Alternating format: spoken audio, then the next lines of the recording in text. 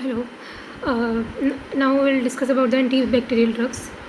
Antibiotics. The right term to use is antibacterial drugs because antibiotics we can use against the cancer treatment against the microbes. So the right term to be used is antibacterial drugs, and directly we will jump on the classification. The first class of drug which we have is cell wall synthesis inhibitors, and next is we have protein synthesis inhibitors. We also have the drugs which will act on cell membrane and the drug which are antifolate, and we have the drugs which are the antifolate, and like we also have the class which is DNA gyrase inhibitors. So we will talk about the cell wall synthesis inhibitors, in which we have the beta lactams. In beta lactams we have penicillin, cephalosporin, carbapenems, and monobactams.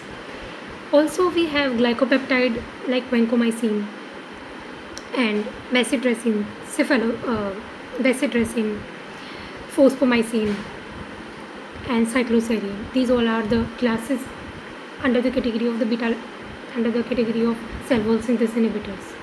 We have cell wall synthesis inhibitors, in which we have the drugs beta lactams, glycopeptide. Glycopeptide, the most important drug in the glycopeptide category is vancomycin, and we also have bacitracin, cycloserine, and fosfomycin. Now we'll jump on the protein synthesis inhibitors. Tetracycline, macrolides. In macrolides we have azithromycin, erythromycin. Now we will have clindamycin, linezolid, streptogramins, and aminoglycoside.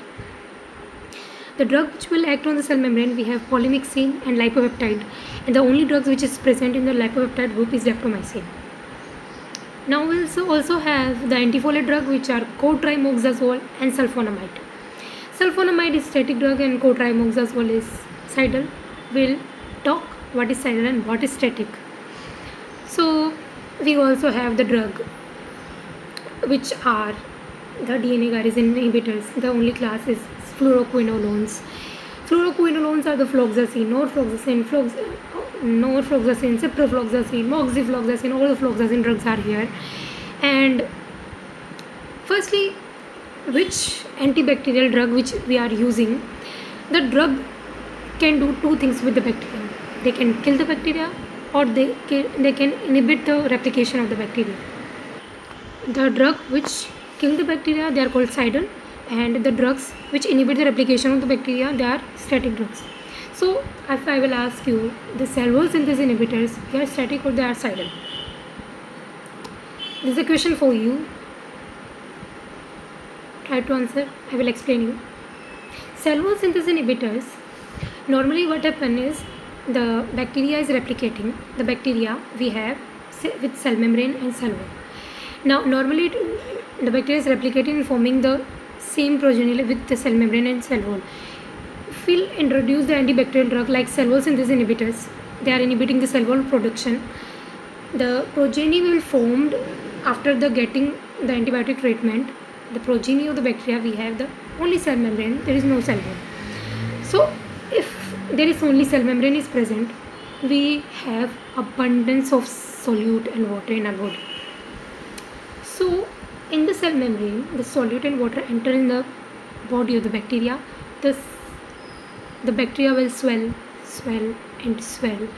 and it will lyse, and that is the cidal effect of the bacteria. It is confirmed that cell wall synthesis inhibitors are the cidal drugs. That is why we will call it cidal, because they are killing the bacteria by removing the cell wall. And the thing is, some bacteria is acting on the replicating. Some antibiotics are acting on the replicating bacteria, and some are acting on the non-replicating bacteria. Cell wall synthesis inhibitors, as I have already explained you, that they are acting on replicating bacteria. Now we'll talk about the protein synthesis inhibitors. The protein synthesis inhibitor, they are the drugs. They are static drugs because there is no protein. they inhibit the protein production. There is no protein. If there is no protein, the replication can't be possible. Static drugs means they are inhibit the replication of the bacteria. If there is no protein, if they are inhibiting the replication of bacteria, if there is no protein, how they will form their progeny? That means the protein synthesis inhibitors are the static drugs, and they will act on the replicating bacteria because they are inhibiting the replication. If the bacteria is not replicating, how they will inhibit the replication? They inhibit the replication when the bacteria is replicating already. Cell membrane, the drug which are acting on the cell membrane, they are cidal drugs, because if the drug is acting on the cell membrane, which we also have cell membrane, the bacteria will get lysed only they having cell membrane. The drug which are antifoliate, we have two drugs, sulfonamide and cotrimoxazole. Sulfonamide is static drug and cotrimoxazole is a cidal drug. Also in protein synthesis inhibitors, tetracycline, macrolides, clindamycin, linezolid and streptogramin all are the protein synthesis inhibitor which are static, but the one protein synthesis inhibitor that is cidal is aminoglycoside. Now we'll talk about the drug which is DNA gyrase inhibitor. They are cidal drugs. There are two toxic drugs and they are cidal drugs. Now I will come on the beta lactams. We have penicillin, cephalosporin, carbapenems and monobactams. Penicillin will solve our problem with the gram-positive bacteria. Cephalosporin will solve our problem with gram-negative, and carbapenems solve our problem with both gram-positive and the gram-negative bacteria. And monobactams, they are used against the rare. They are used against the resistant gram-negative bacteria. If the penicillin can be used for gram-positive and some of gram-negatives. Cephalosporin mostly they are used for gram-negatives, some of gram-positives. Carbapenems they are used for lot of gram-negatives and lot of gram-positive infections. And now there is, if the drug which is penicillin, if the penicillin is not working for the gram-positive infection, if the carbapenems is not active, in these type of resistance cases we will use the glycopeptide, that is vancomycin. So for resistant gram-positive infection we will use vancomycin. Now if the infection is very severe and we can't treat it with the one antibiotic, we will use the two antibiotics. We can use beta lactams and we can add protein synthesis inhibitor. If we are adding normal protein synthesis inhibitors like tetracycline, clindamycin, macrolides, linezolid, if we are adding these protein synthesis inhibitors, you know that protein synthesis inhibitors is already static drugs. They inhibit the replication, and you already know that cell wall synthesis inhibitors are only active against the replicating bacteria. Protein synthesis inhibitors already inhibit the replication. That is why they are inhibiting the effectiveness of beta lactams. That is why we can't add beta lactam with protein synthesis inhibitors. We can add only protein synthesis inhibitors as add-on drug, that is aminoglycoside. If we have a severe infection like staphylococcal endocarditis, enterococcal endocarditis, which have high mortality and it is a severe infection, we will use beta lactam like penicillin, like ampicillin, and we will add aminoglycoside like gentamicin. And if the bacteria is resistant to penicillin, we will use vancomycin and add gentamicin. If the infection is not gram-positive, if the infection is gram-negative like pseudomonas, we will use cephalosporin, that is ceftazidime. Ceftazidime is the third generation cephalosporin, that is cephalosporin, and ceftazidime is the drug of choice for the pseudomonas infection, that is gram-negative infection. But if the patient is not responding to ceftazidime, we will add ceftazidime, add gentamicin, that is aminoglycoside, and we'll treat the patient like this. So the question is, where we will use protein synthesis inhibitor? Where I can't use cell wall synthesis inhibitors. In the case of mycoplasma, legionella, chlamydia, where there is no cell wall, we will use the drug which is protein synthesis inhibitors. And tetracycline, macrolides, clindamycin, they are the first line drug where we can't use cell wall synthesis inhibitors.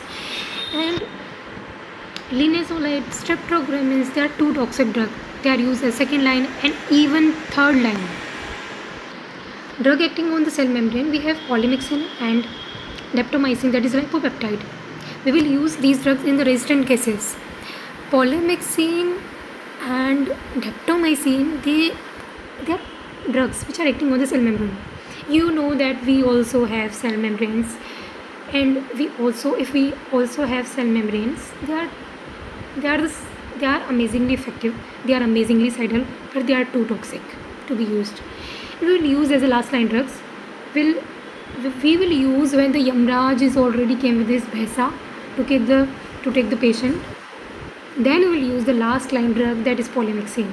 We will use the polymyxin in the case of resistant gram negative infections like Enterobacter, Acinetobacter,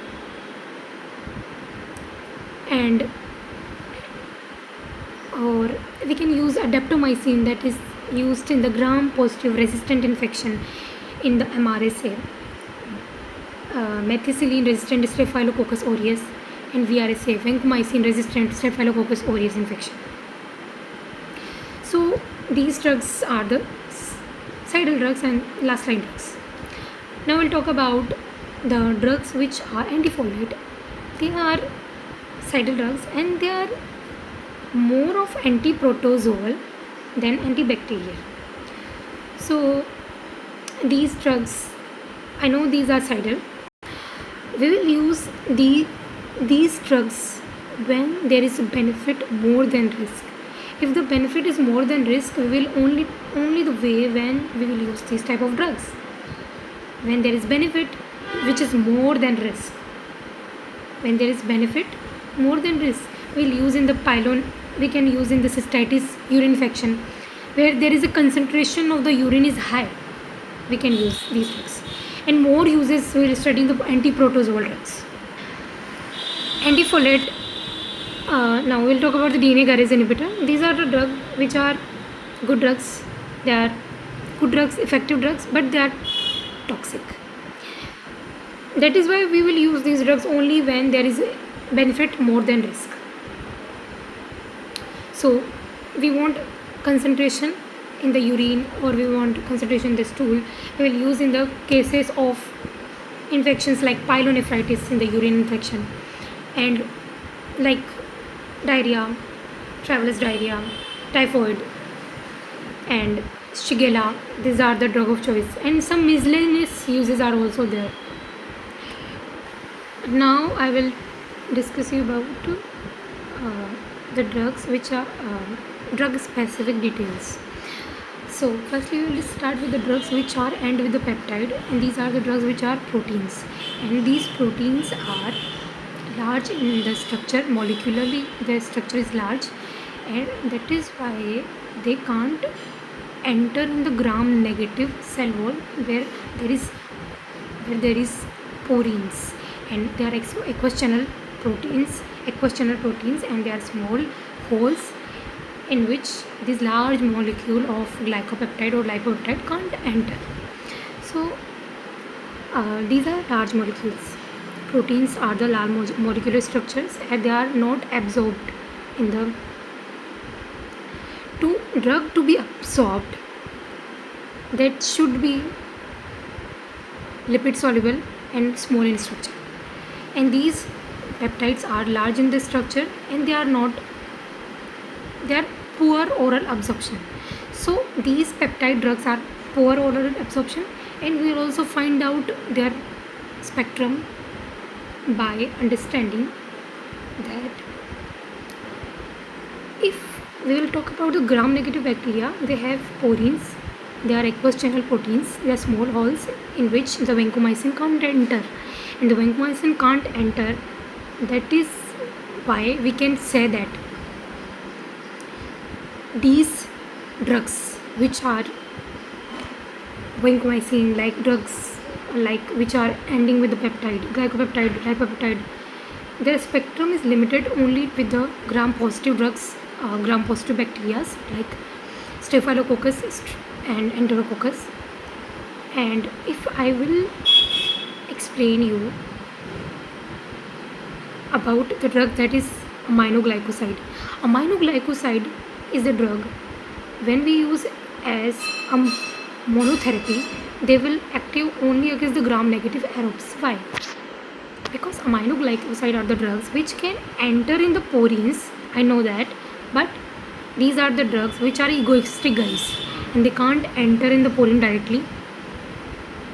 That is why the cell membrane has to generate the transmembrane potential which generated by the cell membrane of the gram-negative bacteria with the help of the oxygen and the ATP.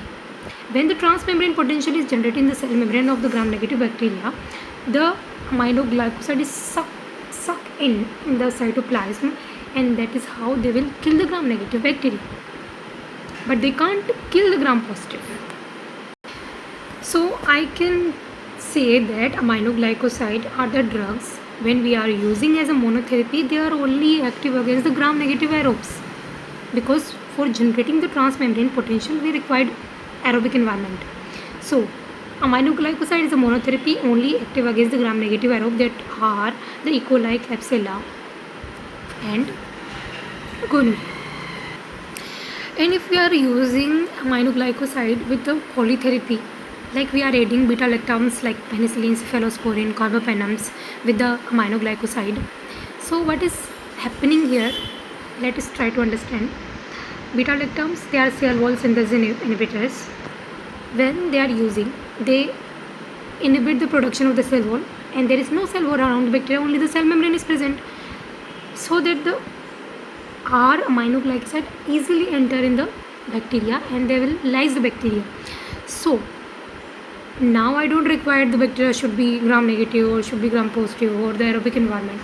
No need of that. These polytherapy of